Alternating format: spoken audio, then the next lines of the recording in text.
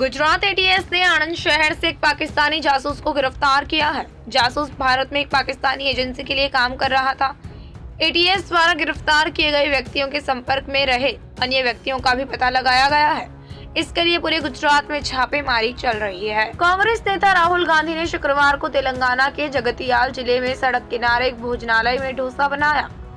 कांग्रेस सांसद विजय भेरी यात्रा के तहत करीमनगर से जगतियाल के लिए रवाना हुए। वह रास्ते में नुकापल्ली बस स्टैंड पर रुके और एक भोजनालय में गए, जहां उन्होंने डोसा बना रहे एक व्यक्ति से बातचीत की। केंद्रीय गृह एवं सहकारिता मंत्री अमित शाह ने कहा कि national cooperative consumers federation of India limited को वर्ष 2027-28 तक 50,000 करोड़ रुपए का टर्नओवर प्राप्त कर आत्मनिर्भर बनना चाहिए।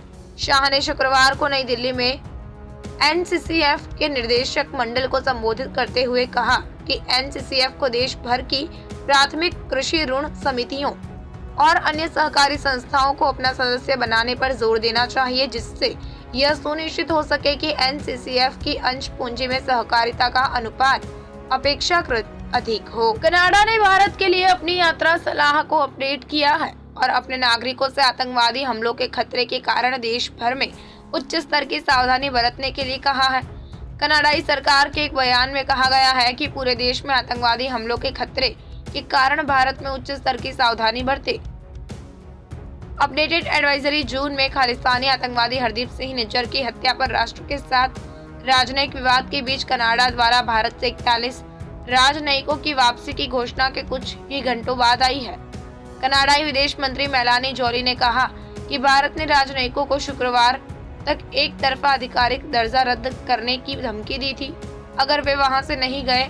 उन्होंने कहा कि यह कदम अनुचित और अभूतपूर्व था और राजनयिक संबंधों पर वियना कन्वेंशन का स्पष्ट रूप से उल्लंघन करता है। कांग्रेस सांसद राहुल गांधी विधानसभा चुनाव के प्रचार के लिए तेलंगाना में है।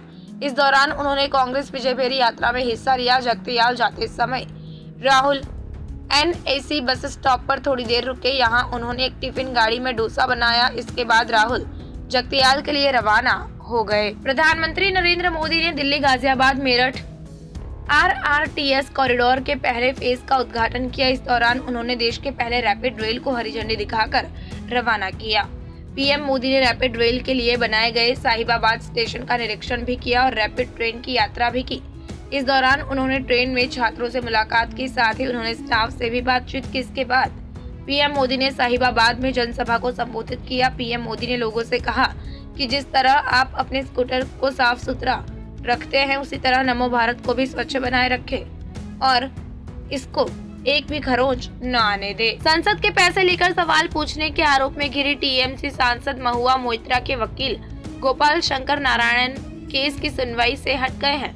महुआ ने भाजपा सांसद निशिकांत दुबे और सुप्रीम कोर्ट के वकील जय अनंत देहादराई के खिलाफ मानहानि का मुकदमा दायर किया था, जिस पर दिल्ली हाईकोर्ट में सुनवाई हुई। भारत ने वनडे वर्ल्ड कप 2023 में लगातार चौथी जीत दर्ज की।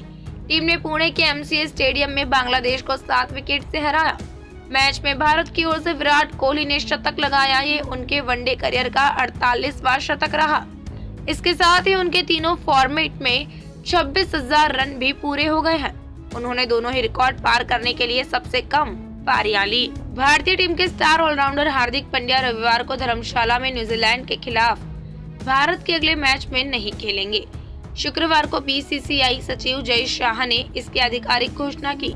बीसीसीआई ने एडवाइजरी जारी कर कहा कि हार्दिक पांड्या टीम इंडिया के साथ न्यूजीलैंड के खिलाफ होने वाले मुकाबले के लिए धर्मशाला नहीं जाएंगे। उनके बाएं ठकने में चोट आई है। ऑलराउंडर को स्कैन के लिए ले जाया गया और उन्हें आराम की सलाह भी दी गई है। हार्दिक बीसीसीआई की मेडिकल टीम की निगरानी में होंगे। अहमदाबाद से बेलगाम जा रही बस में वलसाड जिले के पारड़ी गांव के पास आग लग गई। बस में 16 यात्री सवार थे। गनीमत रही कि सभी को सुरक्षित निकाल लिया गया। किसी को जान माल का नुकसान नहीं हुआ। बस में अचानक आग लगने के कारण मुंबई अहमदाबाद हाईवे 2 घंटे तक बंद रहा। दमकल की गाड़ियां घटनास्थल पर पहुंची और आग पर काबू पाने के लिए अभियान शुरू किया। बताया जा रहा है कि बस तेज रफ्तार में थी जिस दौरान ये आग लगी।